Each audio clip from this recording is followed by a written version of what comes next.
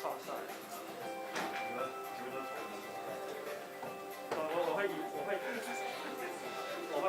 然后我会可能会报动。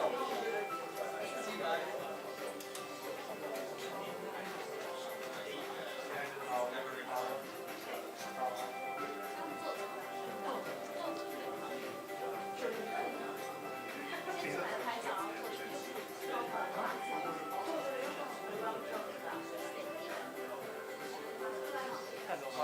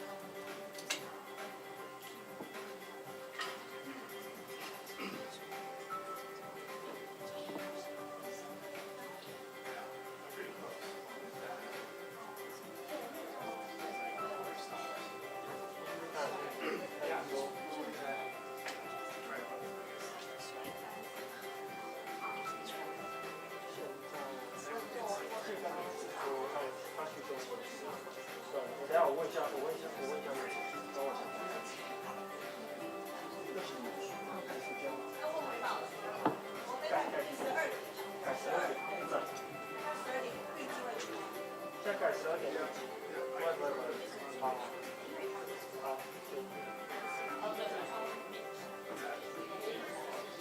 Yes.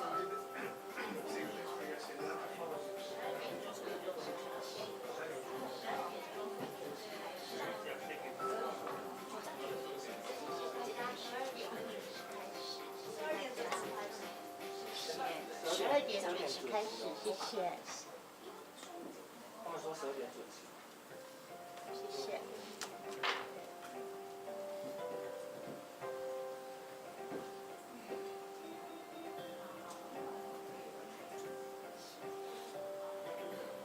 一开始是先合照，然后才访问，然后是坐着访。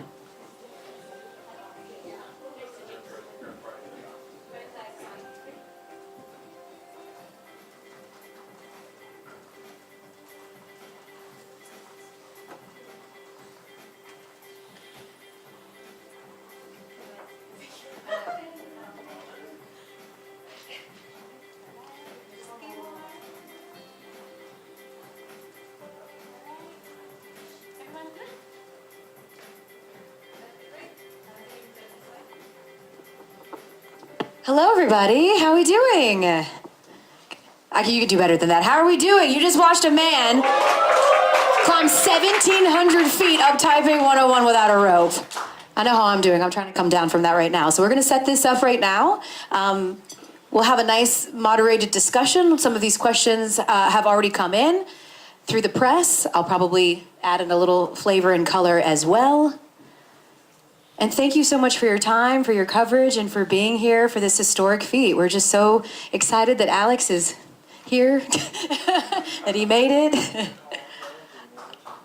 Yeah, you can clap for that. Oh, yeah, exactly. We made it. All right, I think we're ready to start. Everybody will take their seat. And as everyone's taking their seat, just a quick introduction of everyone that's going to be on the panel today. I'll start all the way here at my end. This is James Smith of Plimsoll Productions, the executive producer. This is expert champion climber, history maker herself, and close friend of Alex, Emily Harrington. If I have to introduce Alex to you, I don't know why you're here. Alex Honnold, and of course his lovely, incredible wife, Sonny Honnold, is here as well. So, and I'd be remiss not to say my name is Elle Duncan. I was the host of the event today from Netflix. So I'll start with you, Alex. I mean, you literally just accomplished a dream that you set when you were a child. How does it feel to know that it's now past you? Yeah, it's amazing. It's amazing. I'm sure I'll be glowing for days. No, it's incredible. You spend so long thinking about it and imagining that it's possible, but then to actually do it always feels different. Anything about the weather delay yesterday that messed with your mentals at all or in your preparation? Like, how did you feel about the fact that you thought maybe you were going to be climbing and then it was pushed today?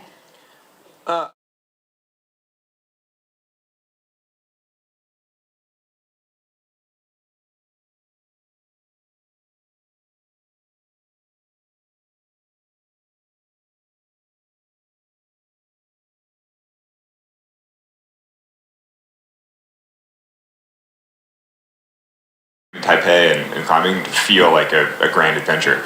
So, I mean, really that's just part of climbing, and that's totally fine with me. We spent a lot of time before the climb sort of walking through what we assumed would be some of the more challenging parts. Now that you've actually accomplished it, like, what to you was the most difficult part of the climb? I mean, I think for me personally, the biggest challenge was staying calm. I don't know, having the crowd, having the whole experience, having all the people around, it just makes it feel a little more intense. And so I think starting felt, I was a little more nervous getting off the ground. And then as I climbed, I relaxed more and more. I was like, oh, this is so fun. I mean, this is why I do it. It was incredible. It's interesting because we did say that, right? Like, you typically free solo, and like the emphasis on solo, you're alone. What was that like, having all of these people watching and sort of playing to them, but also not wanting to break your concentration? I mean, yeah, I think when I was leaving the ground, you're like, oh, it's kind of intense. There's so many people watching. But then honestly, they're all wishing me well. I mean, basically it just makes the whole experience feel almost more festive. I'm kind of like, all these nice people are out supporting me and having a good time. It's a beautiful city. It's a beautiful day. Everyone's enjoying this experience. And so in some ways, I think the energy actually kind of bolstered me as well. Among the thousands of people that were watching here and the millions that were watching at home, your wife, Sonny, was one of them. Sonny, is this the first time you said you were watching Alex?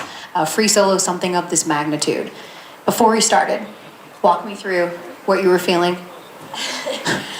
Well, I was definitely pretty enlivened by the energy of the crowd. It was truly wild to walk out of the building and just see so many people. And I was telling someone that when you really love someone and you think that they might be stressed, you're kind of like, I wish I could take their place. I wish I could take any of their stress away. But in this case, I was like, thank God I'm not him. Did it give you any relief, though, to see, right away how much sort of joy and fun and playfulness Alex was exhibiting while he was doing this? Yeah, I knew the second he left the ground, it would all just kind of not fade away, but get quieter, kind of be a little bit more of an internal experience, and then just be joyful. And so I was really happy once it just started. There wasn't any waiting, and he got to do what he wanted to do. Emily, I mean, you're a really good friend of Alex. You've climbed with Alex quite a bit, but you had never watched him free solo either. And I know we had talked about how you were sort of feeling about that. As he's taking those first steps onto the building, what was going through your mind? Yeah, I was pretty stressed out. I had some anxiety. I think I didn't know what to expect. Free soloing, much like Sonny, it makes me feel a bit uncomfortable to watch it. So yeah, I just had a lot of emotion going on. But the crowd was quite cool to kind of feel that energy and see all these people who were just so excited. And so that kind of helped, but I feel like I had a little bit of a roller coaster going on. And then, yeah, slowly, as Alex got higher, I started to kind of settle in, and you were just being so playful and so excited, and you had a smile on your face, and I was like, okay, he's just having a great time, and I think I can breathe a little bit. Emily's right. We had this crowd in front of us, at the set, and they reacted to literally everything Alex would do. They would gasp, or they would hold their breath, or they would cheer, or they would laugh when he would make a comment. And a part of the reason they were able to do that is because the access they were provided and the views that they were provided. And James, that's where you come in. I mean, this was no small task to capture what we just witnessed. What all went into it? Yeah, some key people need to be mentioned, I think. Yeah. You know, what we've just seen, what enabled us to get those amazing shots is probably the best camera rig, I think, maybe in broadcasting history. I've never seen that many ropes, the skill that went in. So first I'm going to basically name check Waldo Etherington, who was our lead rigger. He and I were out here in March last year for our first scout, and then Waldo put together this genius team. So these great cable cam shots and things were from Waldo. And then you need extraordinary, well, and Waldo had this, he handpicked this amazing rigging team. Again, I mean, Alex, you've worked with loads of riggers, but all of those guys, I mean, there's like 8 of them or something, they are world class. And then you need world class camera operators, and that's a kind of easy thing, really, for me. I shouldn't take too much credit, because Alex and I have been cooking up this idea for a while, and I said, who's going to be the lead DOP? Who's going to kind of put this together? And he said, talk to Brett Lowell, who, you know, buddies of all of you, actually. You know, he's just a legend, really, in the high-angle climbing camera world. And I had a quick call with Brett. I mean, I don't know how long ago that was, a year and a half ago or something. And Brett, all those different angles, he was actually calling different things in my ear. You know, when he finished on 90, good shot on Mikey, good shot on Pablo, good shot on Sav. And all of these operators, again, kind of self-select in a way, the team that we built, because, I mean, it stands to reason. When Alex is soloing, he needs to know that that camera up above him isn't going to, you know, drop something or whatever. I mean, it's, you know, Alex needs to look up and have total confidence in those people. So, again, the team that Brett put together, I've name-checked a few. Forgive me if I didn't mention some of the others, but they all come from the climbing world, and they are, you know, world-class. I mean, we had a world-class team here. And I'm just going to go off script slightly, if that's all right, because we're all talking about the climb, but you couldn't get a climb out live without a world-class live crew. And Al Berman, who's kind of sat back there, is they didn't have room on the panel for him, but what was wonderful for me was because I worked with Waldo and Brett and the cameras and everything else, but then we need to get this thing on air. So Al brought in the live team, yes. You know, stage directing, the truck, everything. Those of you that haven't been in the control room, it's magical. I mean, it's frenetic, but the kind of artistry and the creativity in the moment to make the right call, to let things feel. At the end, I don't know how many dry eyes were in the house when you two were, you know, just hugging at the end or whatever, and Al was saying, hold it. People were trying to do other stuff. Stay with it. And you know, so this combination of world-class kind of camera and riggers and world-class live broadcasters it's just amazing. So props to the whole crew. There's a lot of us, but everyone did their jobs brilliantly. Yeah, Al did an incredible job with his instincts, really guiding the ship. He was the one that was in my ear, and there was a lot of moving parts. Really quick, though, on the camera part, because you kind of nodded when he's like, we want to make sure that the cameraman doesn't, like, drop something on Alex. That wouldn't be ideal. Is part of building that trust, you know, being your friend? Because it feels like you're sort of surrounded by friends on the camera crew. Yeah, for sure. I mean, there aren't that many high-angle camera people in the world, and so I'm friends with many of them, most of them. But I would say that as James said, I mean, the entire team today was world-class. Like, everybody is the best at what they do, and I think that for me, it makes it easier to do my best when I totally trust the team, and I know that they're all bringing their best as well. And so, I mean, that's kind of, to me, an ideal project like this. It does feel like an expedition where we all come to a place together, we all do our absolute best to execute to the best of our abilities, and like they're doing what they do really, really well, and I try to do what I do as well as I can. So just, I don't know, it's so great. What a nice day. What a nice day. What were you thinking? You summit, you get all the way to the top, you're at the top of the spire, and you have done it. Like, what was the first thing that flashed into your mind? I was like, what a view, it's incredible. I was like, what a beautiful day. It was very windy, so I was like, don't fall off the spire. I was like trying to balance nicely, but no, I was like, what an incredible position, and I mean, what a beautiful way to see Taipei. It's nice because we've been here all week and it's been gray and rainy, kind of socked in, and today was just so perfect, and you could see for miles, super clear. I was like, couldn't be a better time to be on the top of the spire, appreciating the position. We've talked a little bit about what still motivates you, and that's what the people want to know. They want to know what still motivates you at this point in your career. You clearly have nothing left to prove, to still take on really big objectives that push you outside of your comfort zone. well, I think you just said it. I like objectives that are new for me, that are different, that are challenging in some way. I mean, really, I like a reason to stay motivated and to get up early and to train and to do something exciting. So, for me, I mean, a tower like this is so incredible. Like, literally from anywhere in the city, you look up and you're like, that looks amazing. And, particularly as a climbing objective, something I've never done before, something that's challenging for me in the right way. I was like, this is incredible. Can you clear something up for the folks that, are at home going, this was a stunt. Like, they came to him and they were like, hey, will you do this? And can you share with people, when climbing Taipei 101 fell into your purview and why you wanted to jump at this opportunity? Well, I mean, in general, I like to climb anything that looks cool that I'm allowed to. And so, I first saw Taipei 101 over 10 years ago and was like, wow, that's incredible for climbing. That would be amazing. But at the time, didn't get the opportunity to actually climb it.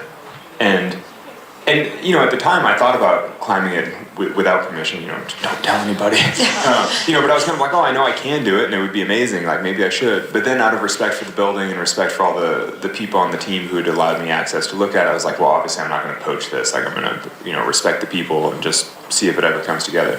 And so then for the project to come together more than a decade later, I'm like, oh, it's so great. What an opportunity. It's such a pleasure. Yeah, James, because this doesn't just come together, right? There's a reason that people don't let people free solo climb buildings. What went into this? Well, I mean, I just want to thank Taipei 101. I don't know who's in the room, but Janet and her team. I've been working with Alex for about 5-6 years. He's always talked.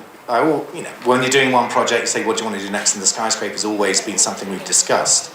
And as Alex says, people climb buildings illegally, but it is so rare for a building to trust a climber and a team this building occupies an amazing kind of position in Taiwanese, the landscape, as Alex says, but in their kind of culture and society. It's a real icon of this country.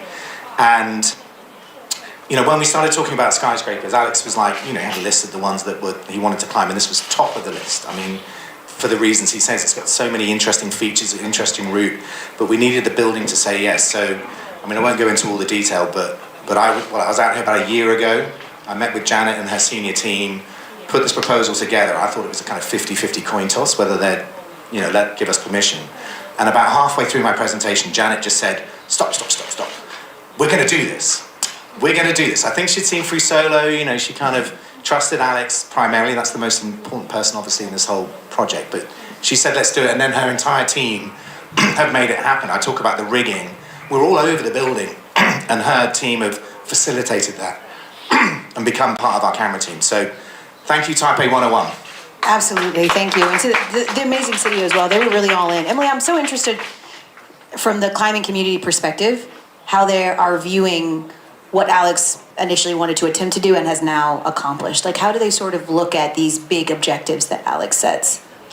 Yeah, I think people in the know kind of understand that Taipei 101 was not like a stunt. Like, it's real climbing. It took a lot of preparation. It took a lot of skill, a lot of experience, and really there's only one person who's capable of doing something like this, and it is Alex. And I think in the climbing community, it's been fun to see like how, once again, climbing has been launched onto the world stage. The first time it happened was because of Free Solo, and now it's happening again. And I think we really couldn't be more proud to have the representative for climbing be Alex, because he is such a great human and so impressive and inspiring and thoughtful, and really does like care about the climbing community. As you saw, like, all of our friends are here on this project, and it's been incredible to be a part of it. I'm just so proud, and I think that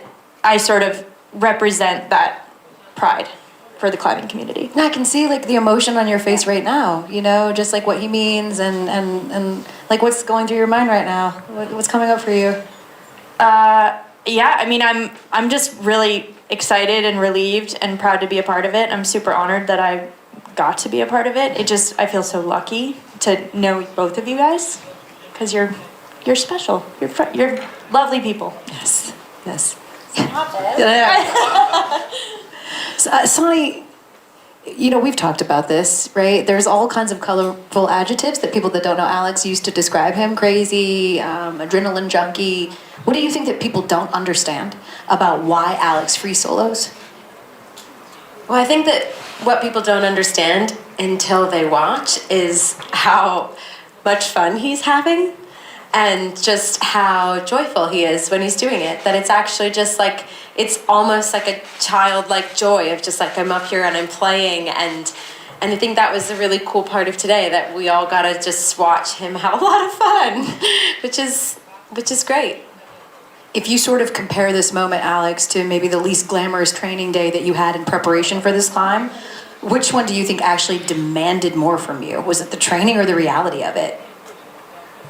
That's an interesting question. That's I mean, I think doing the actual climb probably does demand more. Just the pressure around it, the whole experience. But you're right that I mean, training days, and in some ways I wouldn't even differentiate that much between all the training, because kind of the whole point of having a goal like this is to put in all the training days. I mean, I love the training, I love the whole process, I love all the practice climbs that I do to build up for a big climb like this. You know, basically I just love having a reason to train. And so, you know, I do think the climb itself probably does demand a little more. Like, I mean, I was definitely on my A game, like performing today, and you can't necessarily bring that to every training session because sometimes you're just tired or whatever else. But no, I mean, I love the whole process. James, you've built a trust with Alex over the years because you've documented his climbs before. How did this one in particular differ from how you've sort of captured his previous climbs before? So yeah, we worked together on 2 projects. Mm-hmm. One was in a very remote part of Greenland. One was in Alaska. So they're in the wild. But as Alex said, it felt like we were in the mountains. Weather was a massive issue. And it felt like we were getting mountain weather. You know, and everyone's saying, what's the weather going to be like in 10 days' time? I mean, make a guess. I mean, what's the weather going to be like in 24 hours' time? Make a guess. And we were caught out. Forecast was saying the weather was going to be good on the 24th when we were due to go. What didn't happen. It was kind of akin, really, but a lot nicer, a lot more comfortable in a hotel than in a tent in Greenland. No polar bears either. Shout out to the hotel. It was very, very nice. I love the moment at the end. Alex comes down, he meets you, Sonny. You guys are about to walk off, and then you're like, oh, should we shout out our daughters? Do you know, Alex, there's a lot being made of like, you know, you've turned 40 and how you prepared for this, and how, you know, since we maybe checked in with you in free solo, you've gotten married and you've had children now. How has having children, how has being a father impacted your decision making and how you approach climbing objectives? I mean, you know, I spend a lot more time at home, obviously, because I'm with the family. And so I think that means that I'm more selective about projects and just make sure I choose the right projects and choose them for the right reasons. And I think, you know, I mean, having a family hasn't diminished my love of climbing, but I just choose my objectives carefully and then train for them carefully and make sure I execute well. I guess, I mean, it hasn't, you know, having a family doesn't change who I am, it doesn't change my passion for what I do. Sonny, has there been anything that he's floated as a potential climb that you're like, no? Definitely a few where you're kind of like, that's not sweet. Yeah, no, but those I are mean, more like personal projects normally, like random things around the house and things that I want to just climb in mountains. There's, hanging pictures in the house. I'm like... Not in the house, but I mean in our local area. Yeah, no, there are things where I'm like, that doesn't feel so family friendly. For sure. There's moments where, you know, but that's how partnership works. Everybody kind of speaks their mind. You say your piece, and then you kind of see what decision is made. You try and make decisions as a team, but you also have to respect the art behind it and the passion behind it. And this project kind of came together in a really cool way. And once Alex made that decision, like I kind of remember not being in resistance to it, but just kind of like not having it in my mind. And then 2 months ago being like, oh, like, this is coming up, this is happening, and I'd seen Alex training and I'd seen him preparing, but then he really kind of locked in. And so I felt that in my heart of like, we're locking in, full support mode, whatever happens, like, I'm just here for you, I'm here to problem solve, support, be optimistic, be positive, make sure everything's in line, and that's like, and Alex does that for me, for my projects and in my life and in my work. So that's what makes us a good team, I think. So may I just say that Taipei 101 is actually an incredibly family-friendly climbing objective, in so much as for most climbs, you go to some far-flung place, you don't have cell service, you're gone for months, you're living in a tent. I mean, here we FaceTime the kids, we'll be home we fly home tomorrow. I'm kind of like, it's pretty chill in the grand scheme of climbing objectives. I mean, compared to going to the greater ranges, like the far-flung mountains of the world, and then being in, living on a glacier in a tent for a month. Yeah. Like this is pretty civilized. So, I mean, I think overall this is way less time away from the kids, and I mean, it's kind of a great objective. There you go. I think the building has their new catchphrase, a very family-friendly climbing objective. Exactly. Should anyone want? No one else but Alex. Right, exactly. Well, and I love that you say that. Emily, I asked you on the broadcast, right? Because, again, Emily is a champion climber. She's a history-making climber. Certainly trailblazing and pushing limits is in her DNA. And I said, would you free solo? And you said? No, absolutely not. No. Why? Why is Alex so unique in wanting to do this? Yeah, I don't think that many people are drawn to free soloing, and I think I'm not drawn to it. I get enough of my fear management out of just rock climbing with a rope, and I feel very good about that, and I get enough challenge from it. I think free soloing is very unique, and there's not that many people who even want to do it, and I think what makes Alex so special is he is an elite climber, so he's very technically good, physically strong, works really, really hard, and then that mental side, that sort of ability to shut everything out and be so pinpoint focused and super present when the consequences are so high is unique. And then the third piece that I think is just so important that I think a lot of people gloss over is like there's an intense desire to do it. Mm-hmm. There's an intense desire, like he gets something out of it that's so powerful, that makes you keep wanting to do it and seek out these objectives. And I just think that combination, like there's only one Alex Honnold, and that's why.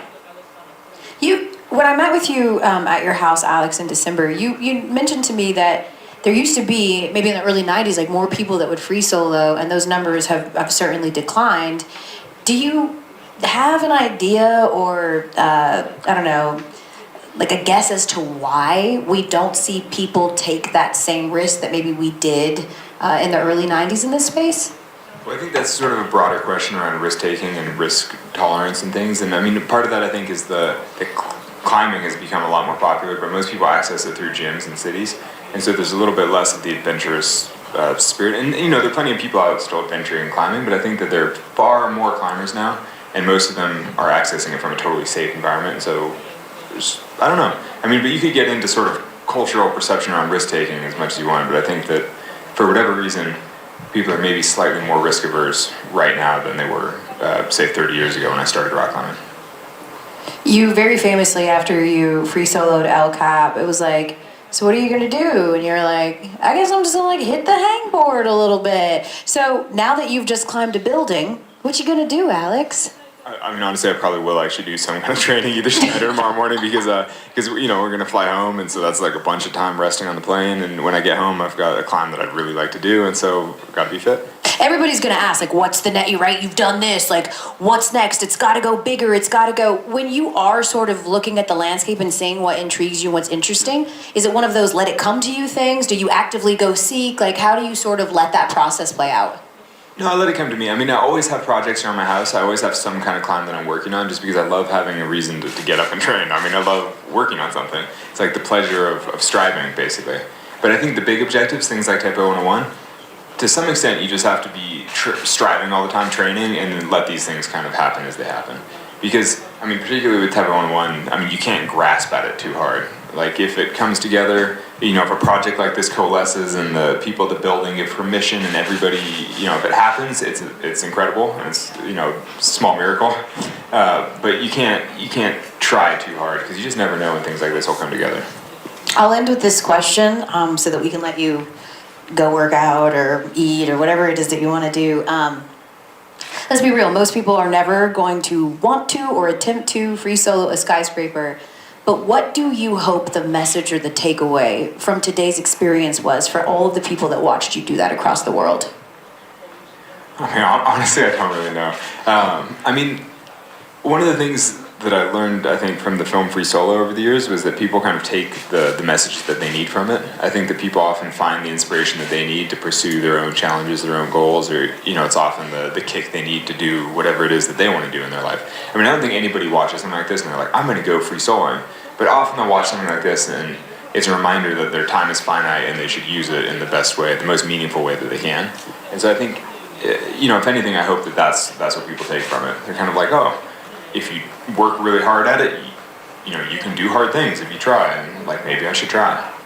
The mastery of it. I can tell you that everybody that was a part of this project really wanted to do right by Alex, because we were watching someone work so hard and prepare and be a master at his art, and it really inspired all of us to try to meet that by doing the best that we could as well. And we hope that we served you well and chronicled your story. It was an absolute privilege to be here and watch you do that, to spend time with you, Sonny and Emily. James, thank you for making this happen. Janet, and to everyone here at Taipei 101. Absolutely incredible, Al, and to Netflix and Plimsoll. We're just so grateful. And with that, we say thank you. Congratulations, Alex. You did it. And let us know, what's next. Thank you all so much. Amazing.